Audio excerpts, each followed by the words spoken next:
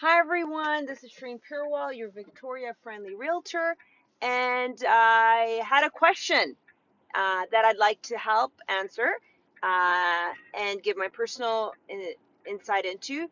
And this is to help all you guys out there that are, probably may have the same question. I always say if one person has a question, there's a high chance someone else has it. But without further ado, let me get into it. So the question that was asked was, Shireen, I bought a home, I've never bought a condo, and I've never bought a townhouse. What's involved with these types of homes?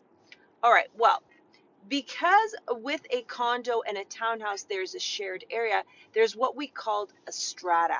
Okay, and I'm just putting this in real simple terms. Sorry if my technicalities aren't all there, but you'll get the gist of it. Okay, so there's this shared area, and there's a fee that you pay for this shared area because that shared area is being taken care of, and you're contributing towards that shared area being taken care of. Suppose you're in a condo, there's an elevator in the building, right? Who's going to pay for operating that elevator up and down so you can go to different floors? The strata pays for it. Okay. There's a concierge at the front desk, or there's electricity to operate that elevator that goes up and down. Who pays for that electricity for that common area? Again, the strata does. So the strata has these fees. Also, the strata has rules, which are bylaws. I'm just giving you the key points of the strata to be aware of. They have rules. For example, there's a sound bylaw, so strata bylaw or strata rules, you want to call it.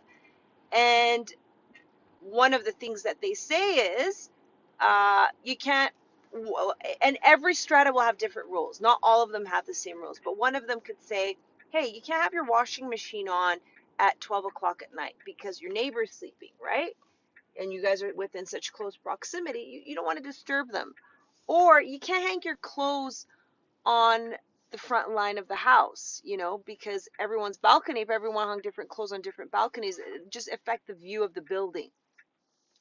So there are these strata rules, strata bylaws, and also because there's so much common area, there's contingency funds. Okay, in the event now, townhouses are more relaxed because there's no one above you and there's no one below you. So the insurance is different, is not different, but I mean it's less. There's less bylaws there, and less rules and less fees included because there's less shared area in a townhouse. It's just your unit and you drive to it. Whereas with a condo, there's more fees, there's more common area, there's more shared space. So I think I brought home the fact that uh, there's condos tend to have more costs involved on the strata fee. Okay, so that's the difference between a condo and a townhouse. Between a house, a condo, and a townhouse. And it's these fees. And is hot water included? Now, back to the contingency fund point. So, townhouses, I'm not sure if they need that much contingency, but with a condo, suppose there's, God forbid, an earthquake and your insurance kicks in and they got to pay the deductible for that insurance. Where are they going to get that money from? They can come back to every unit and say, hey, pay up towards it. Or they can go to the contingency fund, which everyone's in the building has contributed to. It's kind of like a reserve money for emergency money. Let's call contingency money emergency money. That in the event anything goes wrong and they need additional money to help things in the building, the strata can go to the contingency fund to pay up for that. They don't have to go back to you and say what we call a levy fee. And you'll see that sometimes when you buy a condo unit. Oh, is there a pending levy fee? Is there a fee that, and they're big. Levy fees tend to be like 2,000, 5,000, it can be 10,000 plus. So you want to make sure there's no upcoming levy fee. So then, all right, so then you find out, okay, there's enough contingency fund to cover this. So there's a low chance they're going to come back to me for a levy fee. So that's important too. There's all these factors. So, I mean, when we work together, I'll walk you through what we got to check. There's minutes, there's strata minutes that you can read. So you can request when you're buying a unit, hey, I want to see your financials. I want to see, there's no interesting things. I want to see your minutes because in the minutes, you may see that a neighbor is complaining about something and it's brought to the board. Every strata has annual meetings, annual general meetings. They have reports. You can go through these so that as much as you can protect yourself against any surprises. Any major item will be in those minutes and will be brought to the attention of the AGM, the annual general meetings of all the owners that attend the strata. So all owners have a say in that strata and vote for things in that strata. So you can see what's being voted for, what's going to change, so that when you move in, you're like, oh, I thought I'm going to have this gym. And then a month ago, they had voted before you bought it that they're going to close the gym, right? And you're like, what? So these are all points. We will protect you. I mean, in my situation, I will, but these are things if you're working with someone else to be aware of as well. Get those minutes, get get the contingency fund financial reports for the strata, find out the bylaws, what's included, what's not. Is rentals allowed? Okay, so some stratas don't allow you to rent. You buy it and you're like, oh, I'm gonna buy a house now, I don't want to be in this condo anymore. Oh, I can't rent it? You mean I have to sell it? Oh man. So, there's all these points to be aware of with strata. Townhouses, there it's less because again, you don't have all this shared area. It's your unit. It's typically for landscaping, the road access to the townhouse.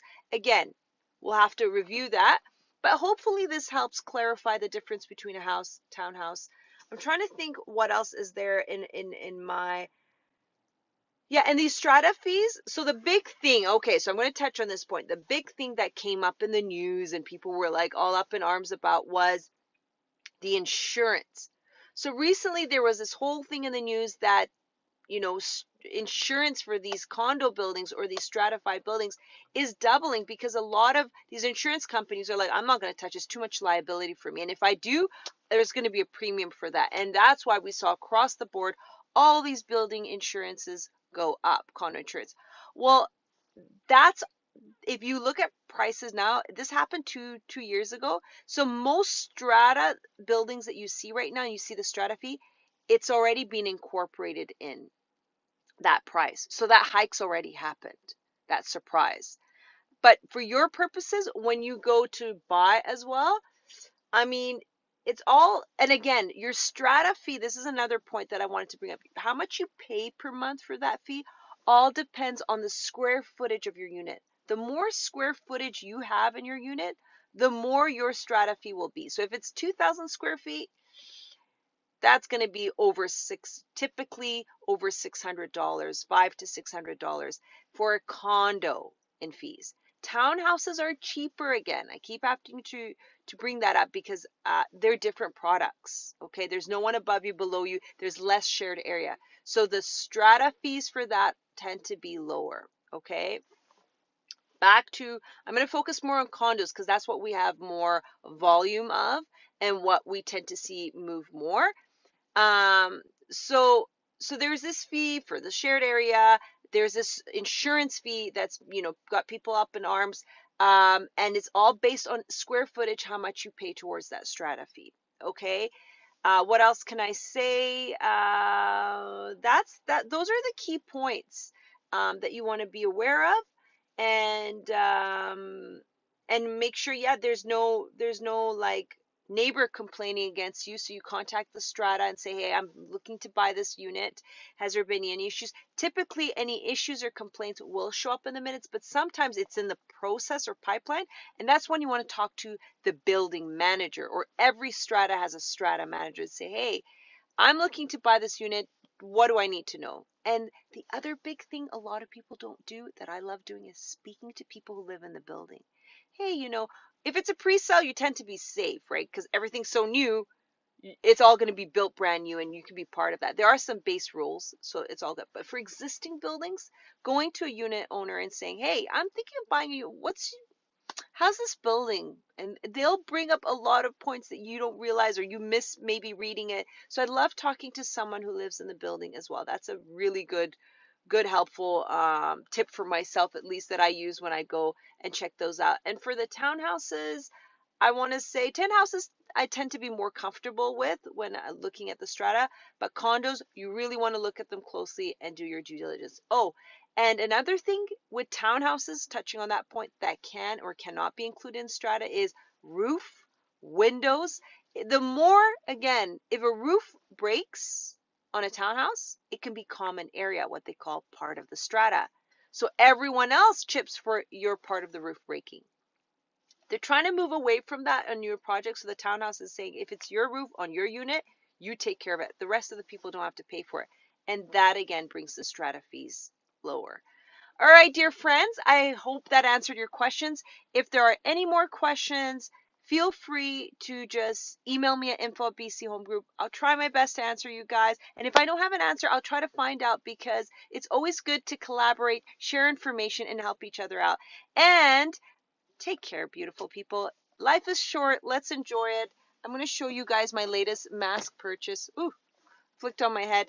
I bought this little strapperoo. I'm going to strap it around my neck and use that versus, I don't know about you guys, but I don't know how many times I've dropped my mask on the floor and I'm like, oh, great, I have to use a new mask.